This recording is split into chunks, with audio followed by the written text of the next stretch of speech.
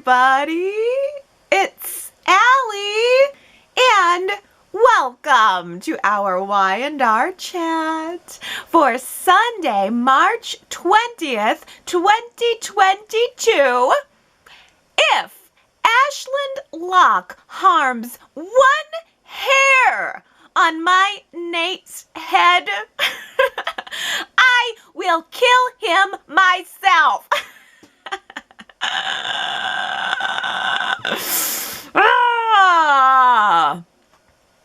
Then again, if Nate does die, he definitely had it coming. You can't go around looking that good.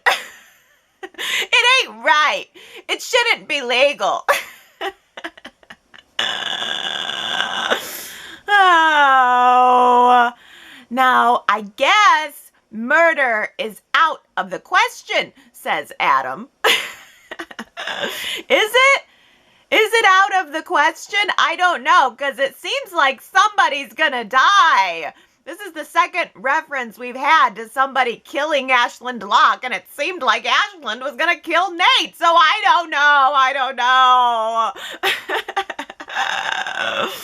Oh, but I have had so much fun trying to figure it all out. It's really been a pleasure just watching the 3 episodes that we got this week. And the show is really good right now. There's a lot of twists and turns and possibilities, and I feel like the show is keeping it really tight. They're focusing on just a couple of stories, and we're getting a lot of character motivation and a lot of emotions within all of that. And it doesn't hurt that I didn't hear the word Dom one time this week. Not even once did somebody say the name Dom.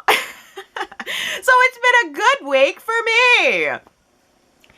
And on top of it all, I am thrilled that Nate actually has some plot that we can talk about.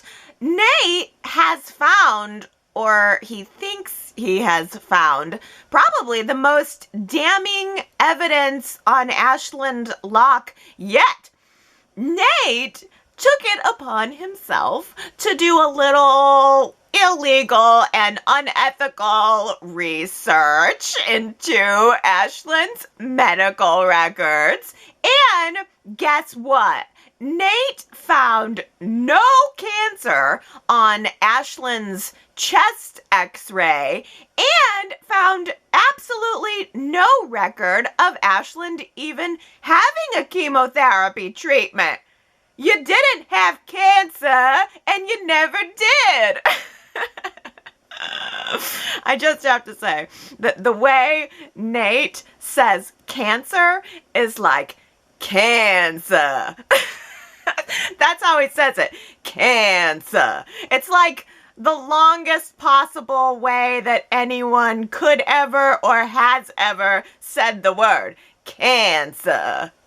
Oh, Nate knows that he has been had, and it's really been great watching him unravel that. Nate knows now that he's been played for a fool, and he's ashamed of it. Nate blames himself for playing right into it all. He was ready to pivot away from his medical career to go work for Ashland. So he's really got sort of a career and identity crisis going on right now. But lovely Elena was there for him. Gosh, they were looking like such a beautiful couple this week. And I liked that she was there not only to have him give her the update on Ashland, but also to help him talk through his feelings about it all. I thought that that was a really nice scene. I liked the moment when Nate realized that not only had he been lied to, it's not just that he had been lied to, but it was that he was unknowingly also helping Ashland affirm the symptoms. He was unknowingly helping him pass it all off. So there was a lot of great dramatic tension here, especially as Nate was weighing the options of whether or not he should take this information to the Newman family, because when Nate confronted Ashland with the evidence, Ashland did come off as potentially threatening. And Nate told Elena that, well, he's afraid that if Ashland could pull off a fake cancer scam for money, then what else is he capable of doing? Ashland told Nate, you're going to be sorry. You're going to regret that you've believed this. But Nate doesn't buy it. Ultimately, Nate does decide to take the information to Victor, and now here we have this wonderful, questionable twist. The question is, does Victor already know? Did Victor plant the so-called evidence that Nate is about to present? Victor finally takes his evidence to Victoria to see this week. And what he presents to her is a financial paper trail that leads from Locke Communications to one of the doctors in Peru who spilled his guts on video and then apparently got his guts spilled by Ashland, maybe.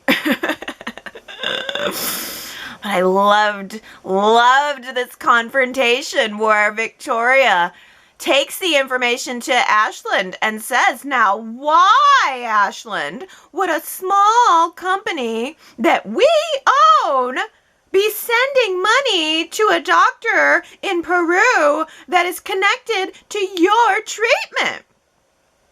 And Ashland has just become so good at deny, deny, deny. I have no idea, says Ashland. I have no idea about any of this. This is the first I'm hearing of it. I cannot believe that someone is going to this much trouble to set me up. Could it be your father? Oh, okay, I have to say, the whole somebody is setting me up, somebody must be setting me up defense is a pretty good defense. So either Ashland is guilty, and he's lying, and he's a great liar, or he's totally innocent, and we are in for a great big twist. Either way, I think Ashland Locke is pretty clever. Either way, I think this story is pretty clever. I really think that we gotta give a round of applause to the writing on this. I think it's totally due. My head is spinning. I don't know who to trust. Victoria's head is spinning. She doesn't know who to trust. Somebody is lying to her. But who is it? Is it her husband? Is it her father? Who's lying? Who can she trust? Well, Nick, maybe. Maybe she can trust Nick. Victor suggested that Nick go over to Victoria's office and follow up with her, and Nick did that. He was kind of ducking and covering, practically worried that Victoria was going to shoot him the moment that he walked through the office door. But Nick did manage to work his way in more ways than one. Nick did manage to get Victoria to open up to him and admit that she really doesn't know what to believe anymore. It's all a big mess, and it's stressful for her. I actually think that Josh Morrow deserves a pretty big round of applause for those scenes, too. I think he was really playing Nick as so tender and so supportive, and I really liked Nick there. I really like Nick right now. I mean, he doesn't want to dismiss Victoria's own feelings, and he doesn't want to dismiss Victoria's judgment on Ashland. Victoria's a big girl. Victoria has made up her mind about Ashland, and Nick doesn't want to make her feel like the family doesn't trust her judgment or support her. But at the same time, Nick also is kind of blindly supporting Victor's agenda here and Victor's version of the story. And Nick wants to get Ashland out of Victoria's life. Now the question is, Victor, you didn't happen to have anything to do with this, did you? It was Adam who asked Victor that question this week, but I think we should imagine Nikki saying it because it's more fun. Now, Victor, you didn't happen to have anything to do with this, did you? I can't forget to say that I've really enjoyed watching Nikki try to skirt the edges of this whole mess. She's trying to not get pulled into the middle of it, but she's clearly in the middle of it. And Nikki had a real standout confrontation scene with Ashland this week where he was trying to plead his case, asking Nikki to please give him the benefit of the doubt. And Nikki said, okay, then show me some evidence that supports your side of the story, because it's getting harder and harder to believe you. That was so good.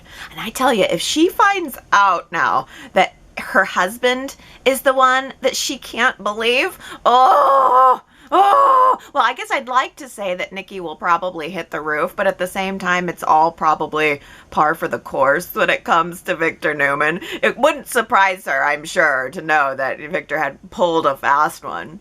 But you never know. I mean, it really could go either way, and that's why this story is so fascinating and why it's so good, and why I'm just really into the show right now. At the beginning of the week, I was really feeling for Victor. He was bringing the information that he had to Victoria. And again, it all boils down to the talent of Eric Braeden. It was all the reasons Eric Braeden's performance gives me all the reasons to love Victor. And I felt in those scenes early in the week that Victor loves his daughter very much and that he wants nothing more than to support her and to see her succeed. That I believed that he did not want to have to bring her that evidence, and he was only waiting until he's had something more concrete. He didn't want to show her the videos because those could be suspect. Those could be easily explained. He wanted to have something concrete in his hand to show her, knowing that really, ultimately, Victoria is the one who has the real power to stop it.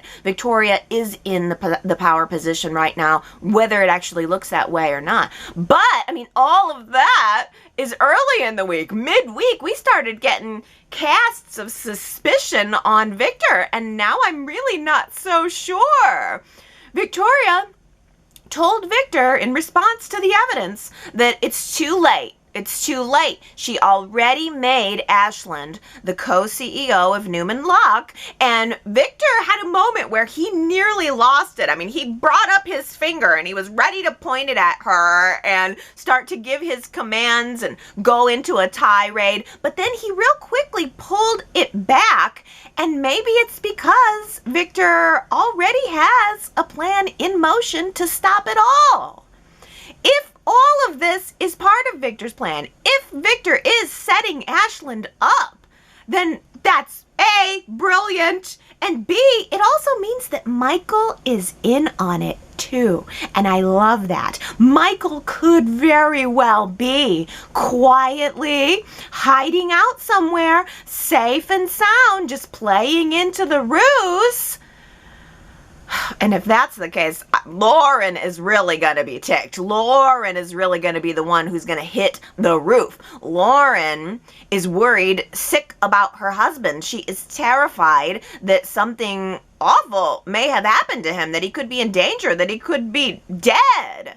And this week, Sally made an effort to try to make Lauren feel better by giving the little bit of information that she knows, which is that Victor has got a team of people working to try to find Michael. Well, all that does is affirm Lauren's suspicions that something is really wrong here, that Michael really is in danger here, which is a big old oops on Sally's part. I mean, Sally is definitely gonna need more than just Sharon's advice to save her from the wrath of Victor after Victor realizes that Sally just leaked out a private conversation.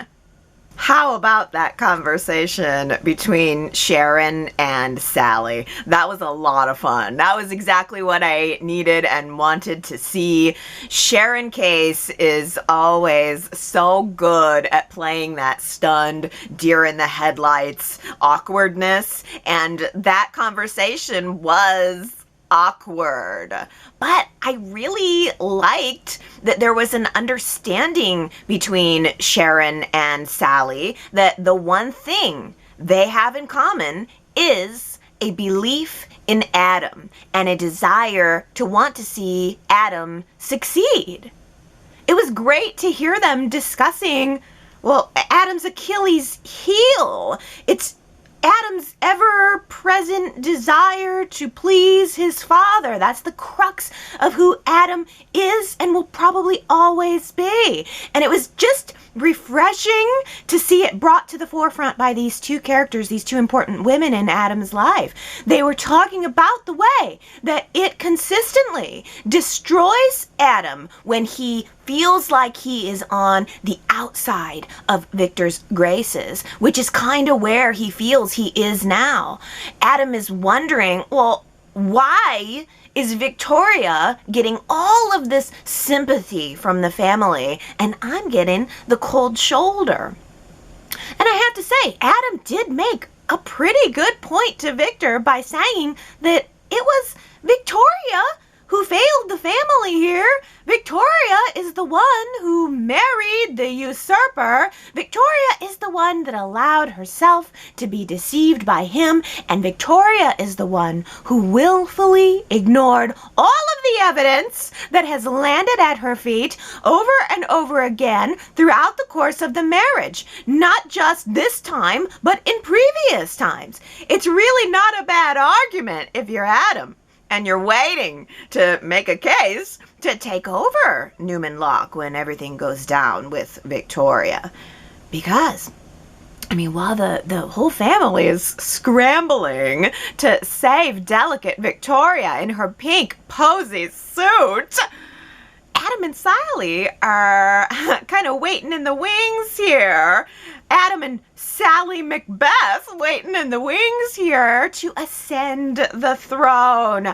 I love this Macbeth reference. I like it when we get literary references on the show. It reminds me that there are writers writing this show, and a screenwriter is really just a modern playwright, you know? So I liked the Shakespeare reference. I think tossing a little Shakespeare reference out there was also a nice nod for the actors.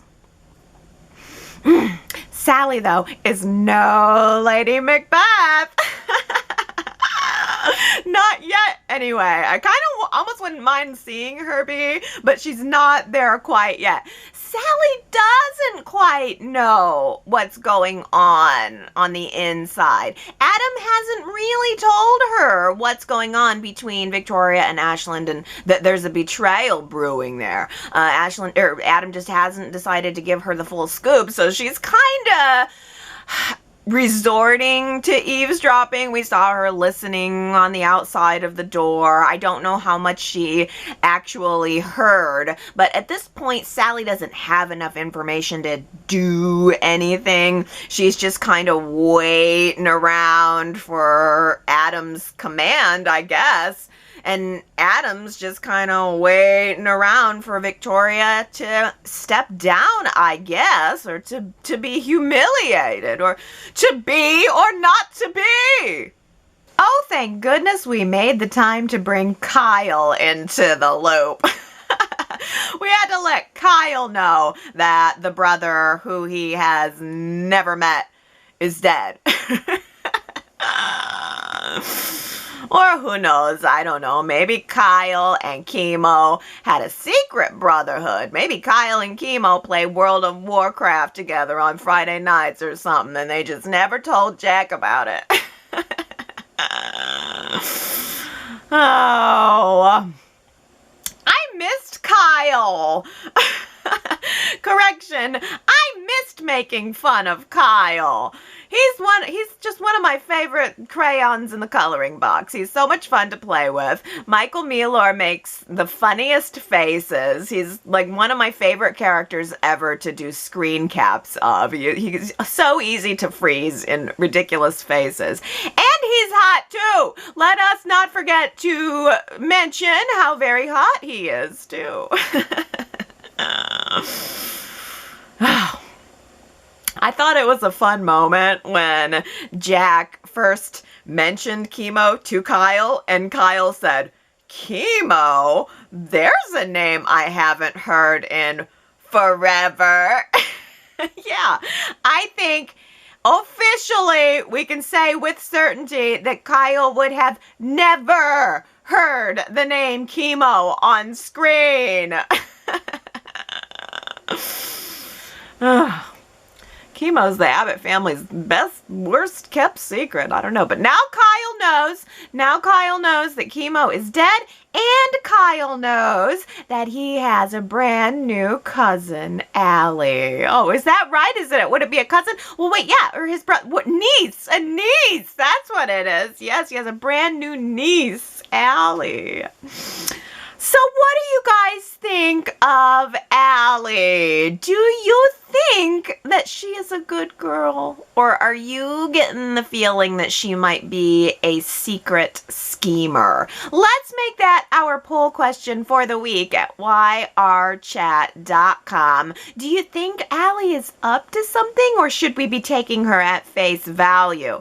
At this point, Allie claims that she doesn't know anything about the mystery text messages. She doesn't even know that she had a grandfather. Like Chemo, aka Hal, as everybody else knows him, he absolutely never mentioned Jack. In fact, he lied about his father. He told everyone that he had never met his father, never knew him at all, which is a pretty big salt in the wound for Jack. I mean, it's kind of bringing into a great full view the ways that Chemo had decided to erase Jack from his life. So from Allie's perspective now, if it is genuine, if she is telling the truth, why would she want to have anything to do with a man who her father took such great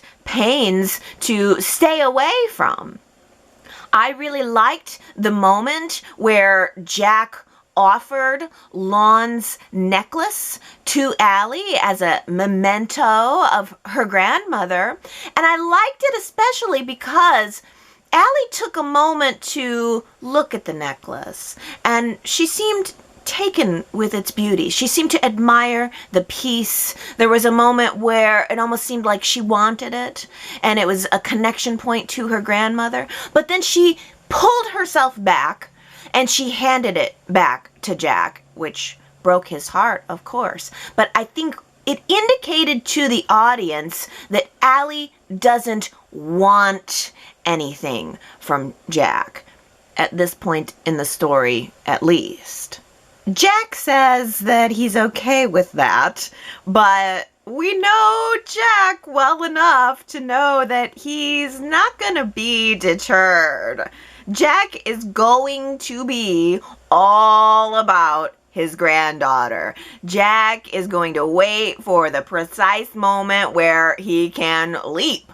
Jack is going to be promising Allie the warm bosom of the Abbott family, just like he did with Theo, by the way, until Theo started stepping out of line and demanding to actually be treated like a part of the family. Jack says he's going to honor Allie's wishes, says he's going to give her space. Yeah, that line ought to reel her in. That ought to do it. It already has. Allie said a goodbye to Jack. Sorry, I can't have anything to do with you. Runs out of the house. But then she already came back one time, and she came back to give Jack a token from Chemo's estate. It looked like maybe a jade Buddha statue or something. It's probably cursed. A la the teardrop of love. or it could have a listening device in it. What do you think about that? The jade statue could have a listening device in it, and Chemo is out there somewhere right now with a set of headphones on, listening in to everything Jack says. Who knows? Chemo could be listening in live from Billy's podcast studio. You never know.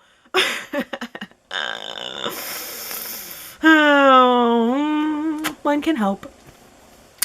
I think it's kind of clear that probably what Allie is going to end up wanting sooner or later, probably sooner rather than later, is a family. She clearly misses her dad. It's the one thing we know about her character so far. Well, she misses her dad even though he's still alive.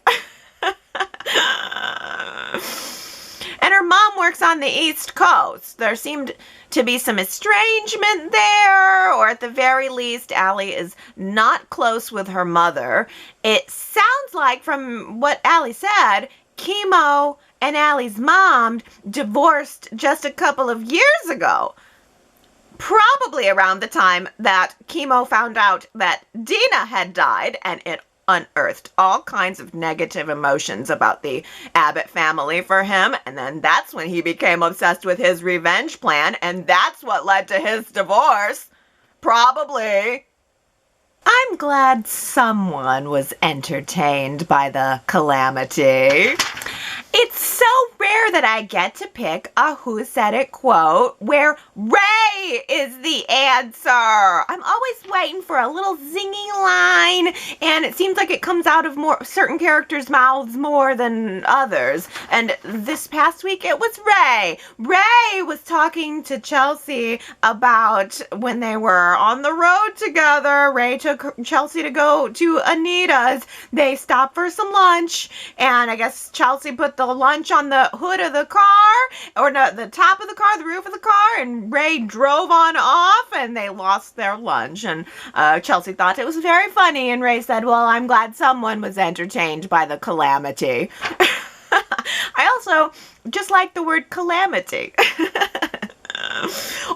4 people guessed that right. That's 2 weeks in a row only 4 people have guessed. So, big congratulations to Michelle, Henry, Victoria, and Sue W. You guys got it. You guys heard it.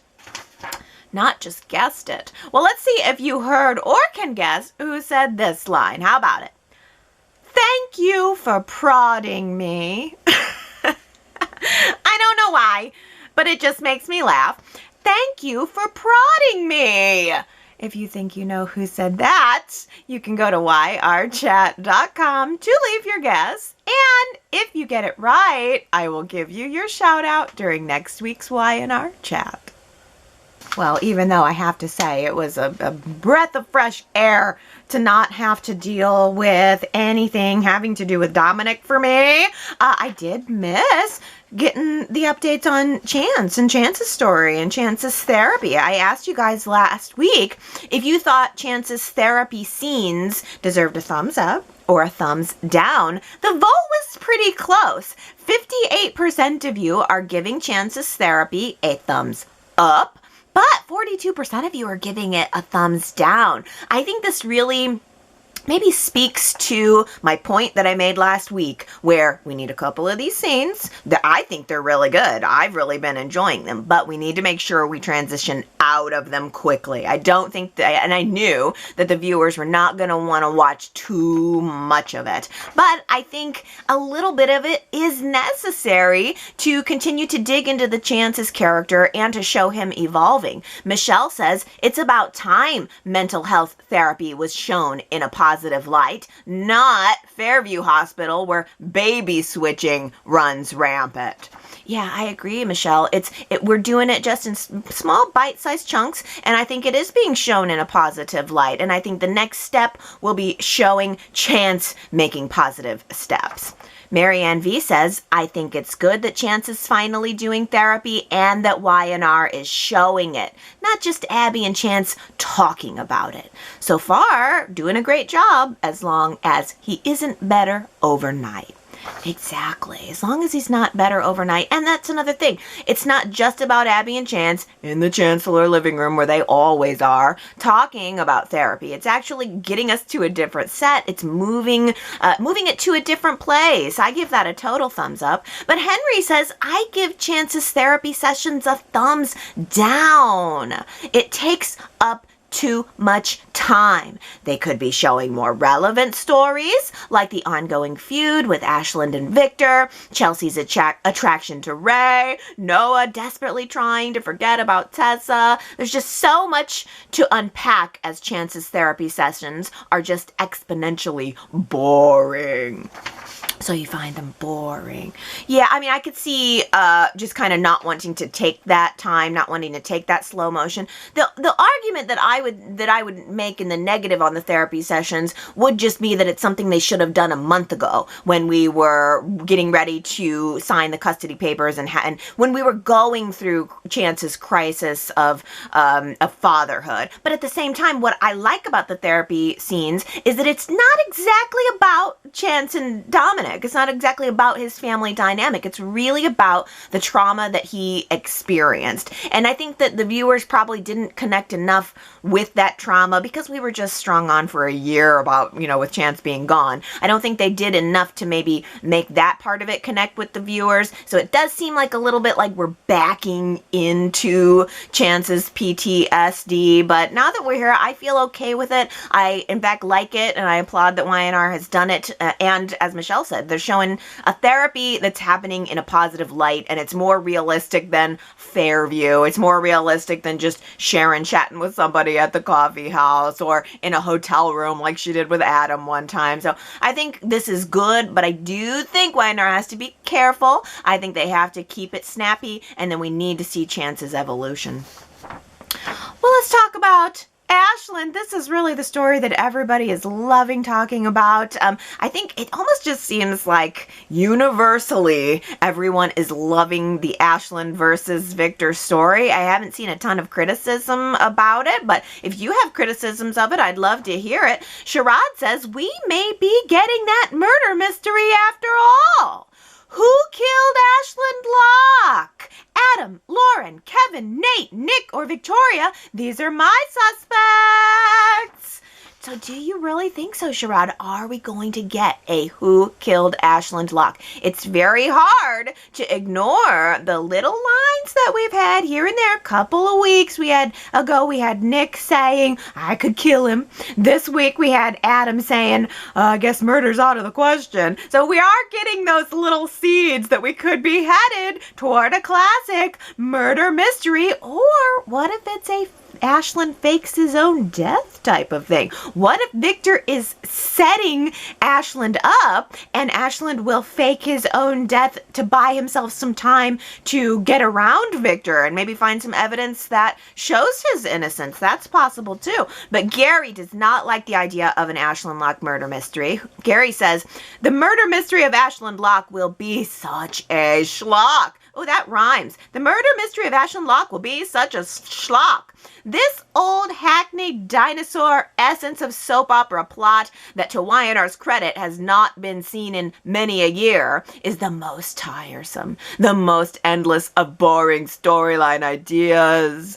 Maybe with the contemporary soap, it can wrap up in a week, over 8 months. But these stories are like an octopus, reaching its tentacles into every nook and cranny of the show.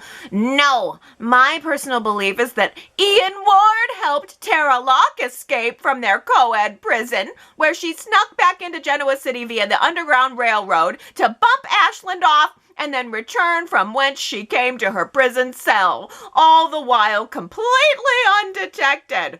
But I am not into it. Yeah, the murder mystery story, it has, in the past when we've gotten it, it has been long. It has been drawn out, and I love the description that it is like an octopus reaching his tentacles everywhere. That's very true. I'm thinking I should probably let this go, but I'm thinking of the Diane Jenkins murder mystery, which was one of the worst examples of a murder mystery. It was, so long, and then the problem is, in the end, it's never a main character. We always know that the outcome is going to be someone secondary who was not even on the scene at the time. I mean, the AJ, who killed AJ Montalvo was the exact same thing. It really looked like we had some suspects who could have done it, and then in the end, it's like, oh yeah, it's his daughter. She's a sharpshooter. Fine. So I definitely see the argument that the Who Killed Ashland Locke murder mystery is not appealing. Ellen asks, do we know if Robert Newman only wanted a short-term contract? I suppose he had to jump in unexpectedly due to the unfortunate event with Richard Berge. But killing him off so quickly seems extreme unless he wants to go. And a fun fact, Robert has a son named Connor Newman. How about that? How about that for art imitating life, or life imitating art, both ways? Okay, so this is a great question. Do we know anything about the status of Robert Newman's contract? I would love to know that answer. I don't think they're going to kill him off. I think if they do, it'll just be made to look like Ashland is dying. If we do get like Ashland's dead, someone killed him, I totally think Y&R will twist it into being Ashland faked his own death to somehow get in, around, or ahead of Victor. I can't see them killing the character at this point, especially since he's just been recast and they're taking the time to get the viewers used to him. But as Alan says, if Robert Newman didn't want a long-term contract, then maybe they brought him on to kill him. But why would he not? Why would he not? It seems like it's such a perfect fit. Guiding Light has been off the air for quite a while, and I would imagine that artistically Robert Newman would be salivating at the chance to get involved in another soap. But you never know. It takes all kinds. Maybe he's over it. Daisy says, I wonder if Nate tells the Newmans what he discovered about the lies of Ashland Locke, then Ashland will do whatever it takes to go wherever he has his money stashed, and to help him clear a path, he kidnaps Victoria so no one will stand in his way. Ashland believes Victor would not risk his daughter's life by going after him, but Nick and Adam have a different idea. Rather than wait around, they go after Ashland, not just so he'll pay for his misdeeds, but to rescue their sister. A crazy twist would be if Victoria went with Ashland willingly, because she cannot accept the truth that Ashland never loved her, just used her to make himself a proverbial king.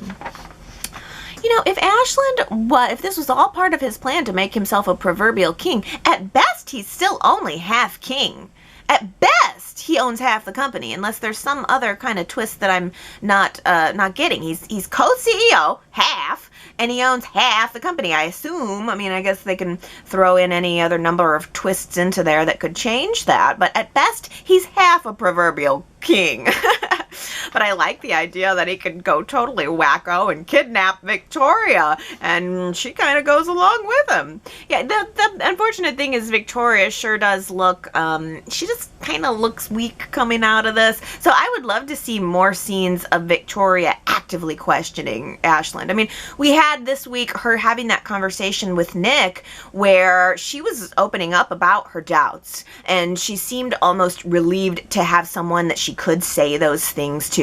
Like, those were the things, the little things in the corners of her mind, the dark corners of her mind that she didn't want to admit, that she was allowing herself to admit with Nick. And then when Ashland walked in on that conversation, she threw herself into Ashland's arms, and we saw that beautiful, beautiful scene where Victoria is hugging Ashland in the foreground, and we shoot up to seeing Nick out in the hall. That, by the way, was a nice little piece of cinematography. I liked that Y&R took the moment, and you could see the way the camera was moving from Victoria and Ashland, and they kind of panned up onto Nick. That was a really nicely filmed scene, and it was a really important moment. Why, as soon as Nick seemed like he made some progress, Victoria, did she just shut it all down and go right back into Ashland's arms, as if she's clinging so hard to this man, to this idea, to this marriage, as if it's the only thing that's keep letting her feel good about herself or something. It seems that Victoria should be self-assured enough and should have enough experience with men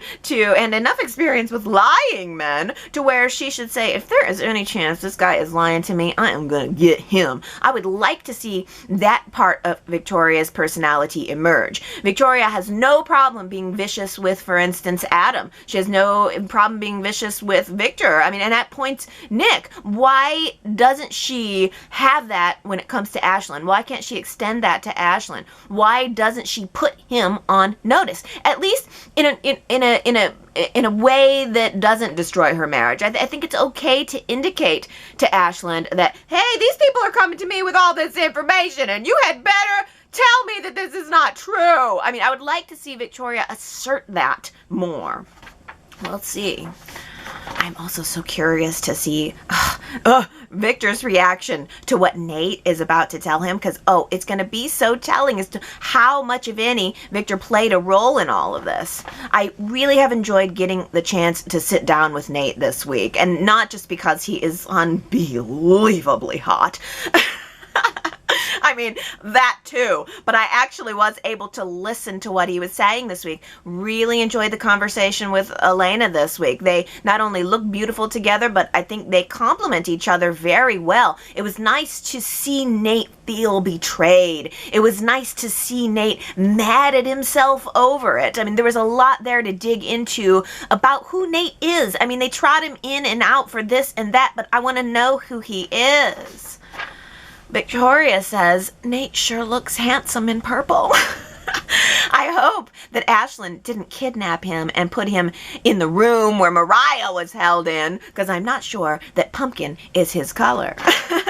Yes. Oh no. What if Ashland doesn't kidnap Victoria, as Daisy theorizes? What if Ashland kidnaps Nate and holds him hostage in the pumpkin room? Pumpkin's not his color. Well, there's a flaw there though, Victoria. The truth is, every color is Nate's color.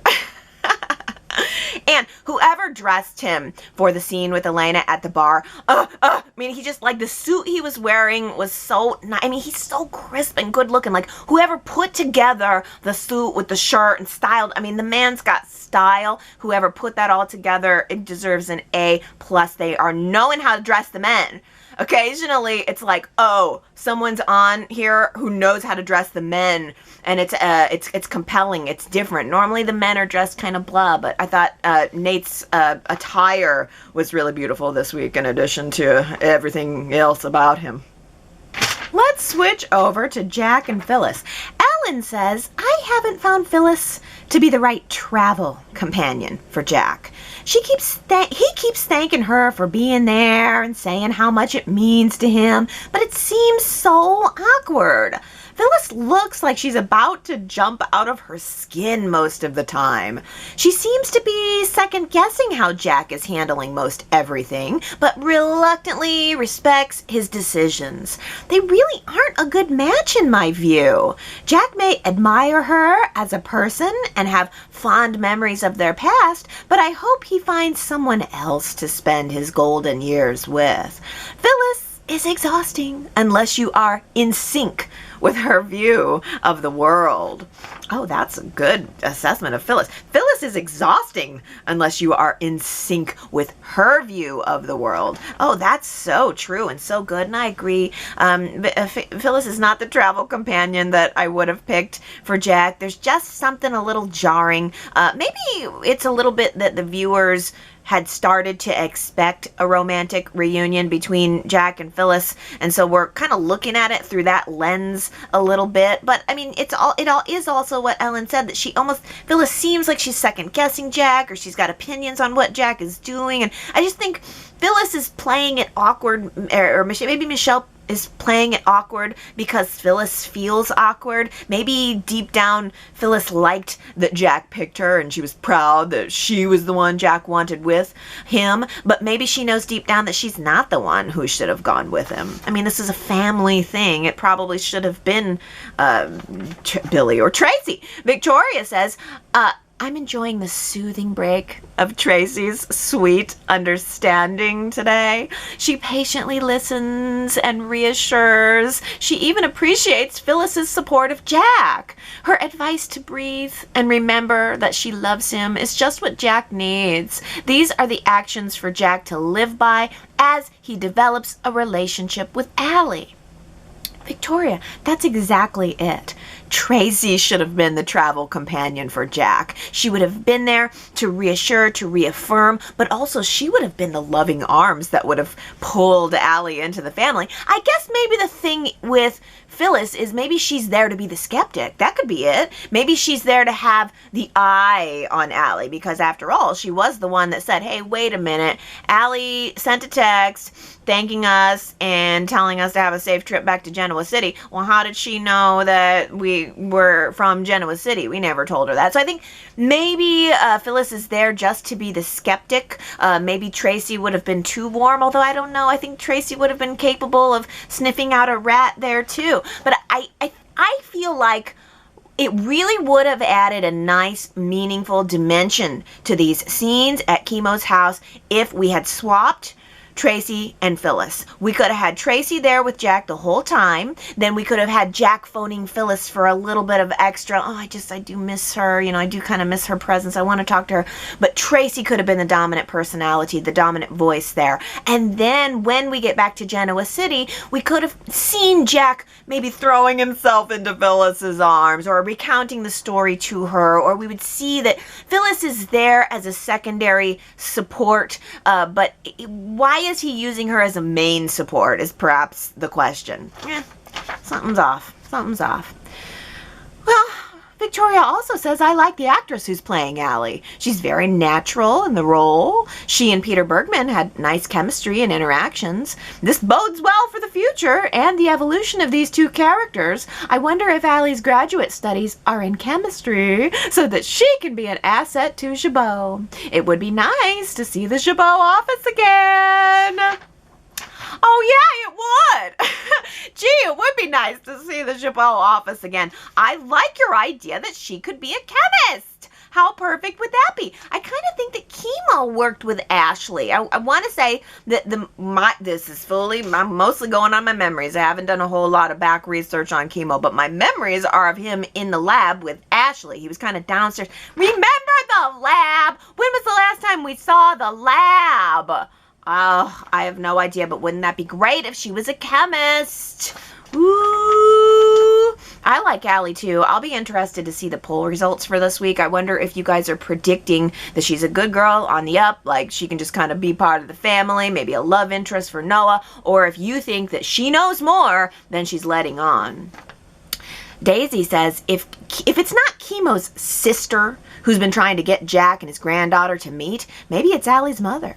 Allie's mother may want her daughter to get to know her grandfather so that she can ensure her daughter has family, but also to ensure that her daughter is financially secure and will be able to live her dreams instead of going into debt to get them. And being a part of her father's family will help her do that.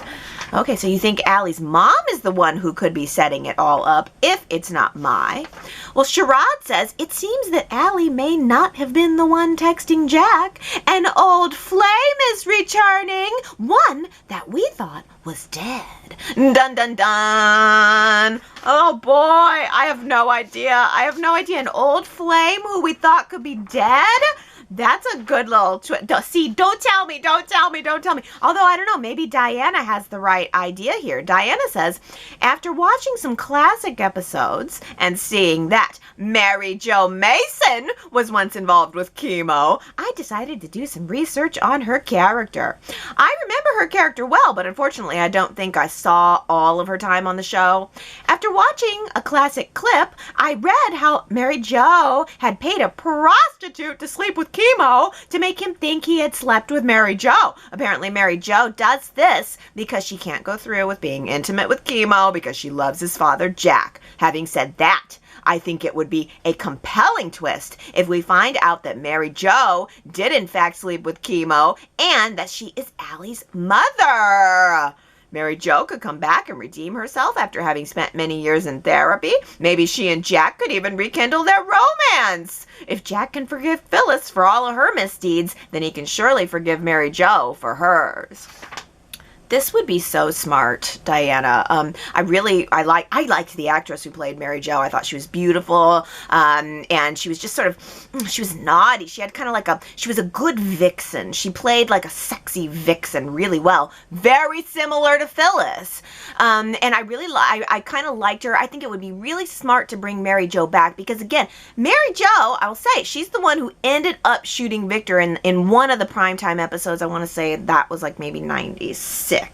But a lot of viewers saw those. Those were big moments for Y&R. Getting primetime episodes, that would be a smart draw for the people who remember those episodes. There had to have been a lot of people watching at that time. That had to have been a point where viewership was at its highest. Why not pull someone like Mary Jo Mason, who was a part of the canvas at that time, that could really draw in the viewers to put twists on the stories that they remember. And I mean, to boot, I love the idea that she could end up maybe being Jack's new flame, because I think Phyllis is a better match with Nick. I miss Phyllis and Nick. The more I don't see Phyllis and Nick together, the more I miss the hot, sexy funniness that Phyllis and Nick have. The actors have the chemistry, the characters have the chemistry. I want Phyllis and Nick. I want them enough that, I mean, for crying out loud, it broke up my Nick and Sharon. So it's got to be Nick and Sharon or Nick and Phyllis. Like one or the other. I don't know.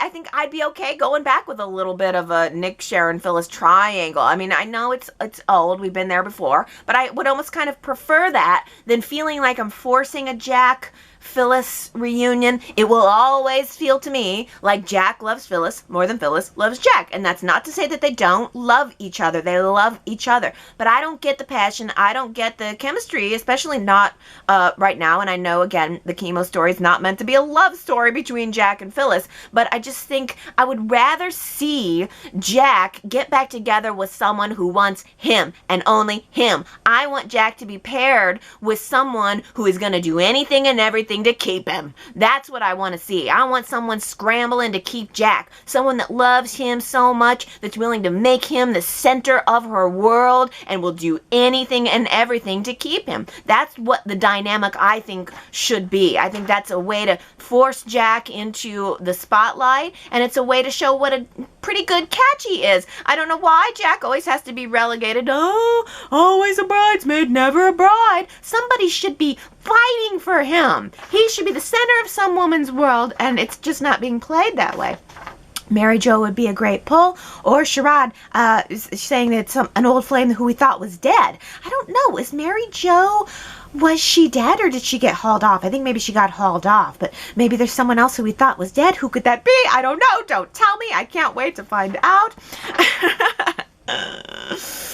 Also, Diana mentioned that she's on March break this week, so she's getting to watch all kinds of Y&R clips and things. Happy March break, Diana. I guess that must be the equivalent of in the U.S. when we have spring break. March break must be kind of like spring break. And you're a teacher, so maybe you're off from school, and oh, the kicking back, and that sounds so wonderful. March break. Well, Christy has a birthday in March. I have to say happy birthday, Christy. It's going to be Thursday, the 24th. You got to come by and say, hey, tell us what your birthday cake is. Tell us what you're doing for your birthday. I just absolutely love hearing from you. Tell me what you think about the show, too. March is a good month. It's got a lot of birthdays in it, doesn't it? Happy birthday, Christy. And, well, we had March Madness this week. Let's make sure we fully talk about March Madness. And I'm going to let Ellen say this, just so I don't have to. Ellen says, short weeks for Y&R are no fun. There are a million sports channels. Why do they need to put basketball on CBS in the middle of the day? March Madness indeed. Allie's taking the high road on this, but I'm not. Boo to basketball! I only like tennis. It's a good thing Rafa is playing this week. I don't know what Rafa is, sorry. I'm not a sports person. Although I will say I've been playing pickleball for the last 7 months. It's not tennis, but sort of like between tennis and ping pong and I don't know, something else. It's like a paddle sport. So I have been playing. That's the only sport I've really played as an adult. But yeah, basketball's not my thing. It is a good question as to why it does need to be on CBS when there are a million sports channels. But I mean, because is regular basketball, like, are the regular seasons on CBS? Why? It is a good question, right? Why would this need to be on CBS if the regular season is not aired on CBS? Unless it is, and I just don't know it.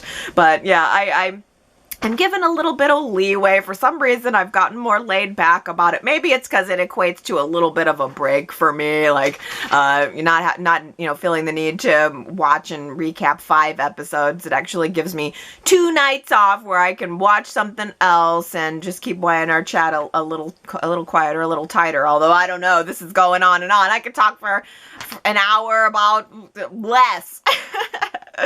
But I was going to ask you guys, so if you only got 3 episodes of Y&R, so you had 2 days where you didn't have any Y&R to watch, and I was just wondering what you guys did with your time. Did you fill it by watching another show, or did you fill it doing another activity? So this week, be sure to come to yrchat.com and let me know what you did with your spare time. I can't wait to hear. With my spare time, I watched The Monkees. I had 2 nights of The Monkees. I've said before, I love The Monkees.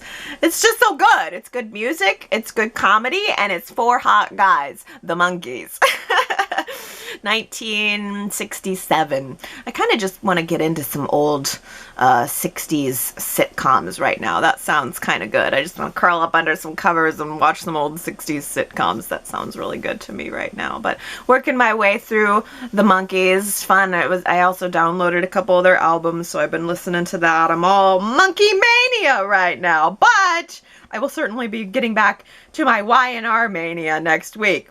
I'm looking forward to 5 full episodes, a full week of Y&R. It's been so good. At least I think so. I don't know. Maybe I got lucky and Y&R is just settling into where my sweet spot is, but I'm loving it. It's a lot of fun for me right now. It's keeping me guessing and keeping me really interested in the show, and I feel really proud of Y&R at this point. I think they've really gotten it together. It was not even just a couple of months ago, I was like, everything's all messed up and they need to do this and that, and I was really frustrated with it.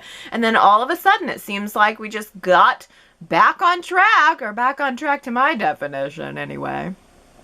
You let me know what your definition of good is, and is Y&R filling it? Go to yrchat.com to leave your comments, and then come back next week and we will chat about it all.